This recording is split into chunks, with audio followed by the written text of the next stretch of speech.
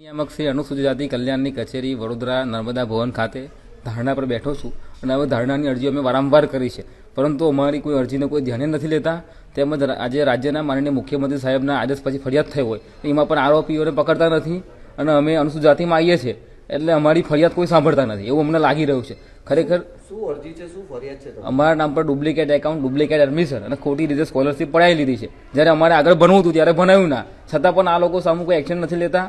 અને અહીંયાની જે વડોદરાની કચેરી પર જે ખાતાકીય પગલાં જે ભરવાના હોય કચેરી દ્વારા જે તે વિભાગ દ્વારા તે પણ ભરવામાં નથી આવતા અને અમને ઉપરથી માનસિક ત્રાસ આપવામાં આવે છે 2 વર્ષથી અને કોઈ કશું કરતું નથી.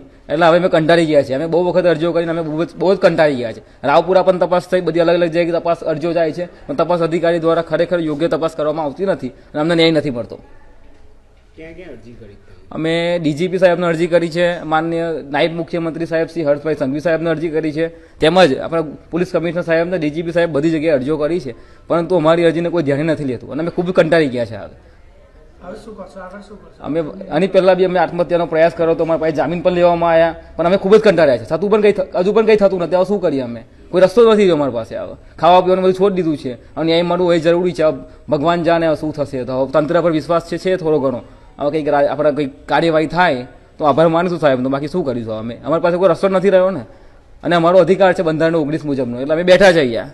કોના નામ પર થઈ છે? મારા નામ પર બધું ખોટું થયું છે. કોણ છે સામુવાળી બધી કોલેજ ને લોકો છે, FD Mobin institute of engineering દહી ગામની કોલેજ છે, તેઓની સામે પણ એક્શન નથી લેવામાં આવ્યા. જો મુખ્યમંત્રી સાહેબ કહેતા હોય એક્શન ના લેતા હોય તો પછી એનાથી વિશેષ શું હોય? રાજ્યના જે મેન વ્યક્તિ છે તે પોતે આદેશ કરતા હોય ફરિયાદને, ત્યારે પછી તો ફરિયાદ થતી હોય તો અત્યાર સુધી પોલીસે શું કરીએ તો કોને ખબર છે? ક્યાં આગળ ધરણા પર બેઠા છે? અમે ધારણા પર વડોદરા નર્મદા ભવનની કચેરી જે આવેલી છે નાયબ નિયામક શ્રી અનુસૂચિત જાતિની બહાર. પ્રતિક કનુભાઈ પરમાર. સાહેબને મળ્યા તમે? બહુ વખત મળ્યા છે. હવે મળવાનો કોઈ રસ્તો રહ્યો જ નથી, કોઈ એક્શન લેતા નથી. શું મળીને શું કરીશું? હવે કંઈ રહ્યું જ નથી. તો મળી બની તો બહુ અરજીઓ આપી છે. અમે મળવા જેવું કંઈક હવે રહ્યું જ નથી. અમે અરજી બહુ આપી છે. પ્રતિકભાઈ પરમાર કરીને જે વિદ્યાર્થી એક છે જે આજે કચેરીની સામે ધરણા પર બેઠા હતા, હકીકત એ છે કે પ્રતિકભાઈ પરમાર જે છે તેમને અત્રે રજૂઆત કરી કે મારી સાથે શિષ્યવૃત્તિ બાબતે છેતરપિંડી થઈ છે.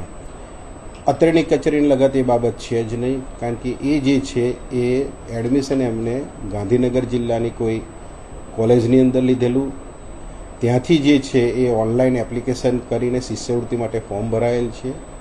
એ ફોર્મ જે છે એના ડોક્યુમેન્ટને આધારે ગાંધીનગર જિલ્લા કચેરી જે છે તેના દ્વારા એ શિષ્યવૃત્તિ મંજૂર કરીને જે એકાઉન્ટ જે દર્શાવવામાં આવેલ છે એની અંદર જમા થયેલું છે.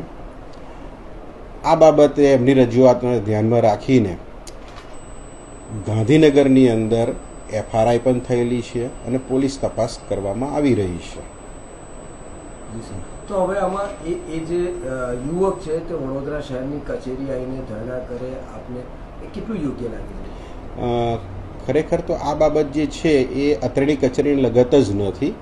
અમે પણ એમને ઘણી વખત સમજાવ્યું છે, લેખિતમાં જવાબ પણ આપ્યો છે કે અત્રેની કચેરી લગત નથી, પણ એમનું કહેવું એમ છે કે ના, અત્રેથી જે સમાજ કલ્યાણની કચેરી જે છે એને કારણે હું અહીંયા બેસું છું ધરણા ઉપર. અમે જે છે અત્રેથી જે છે ગાંધીનગર જિલ્લા કચેરીને જણાવીએ છીએ કે ભાઈ આ રીતે અવારનવાર તેમની રજૂઆતો છે તો એમને ઝડપથી ન્યાય મળે તે માટેને અમે એ કરીએ છીએ. એ જે પ્રતિકભાઈ જે છે એમને પણ અમે વારંવાર કહીએ છીએ કે તમારી જે રજૂઆત છે યોગ્ય જગ્યાએ થાય, કારણ કે મારાથી જે છે એ ઉપલી કક્ષાએ ખાલી આ ધરણા કરે છે અને એમને ઝડપથી ન્યાય મળે તે માટે જરૂરી કાર્યવાહી કરવા માટે ઝડપથી એ માટે હું મારા જિલ્લા કચેરી બીજી અન્ય જે છે તેને કહી શકું, પણ એનાથી ઉપલી ઓથોરિટી જે છે એમાં તો ભાઈ શ્રી પ્રતિકભાઈ જે છે એ રજૂઆત કરે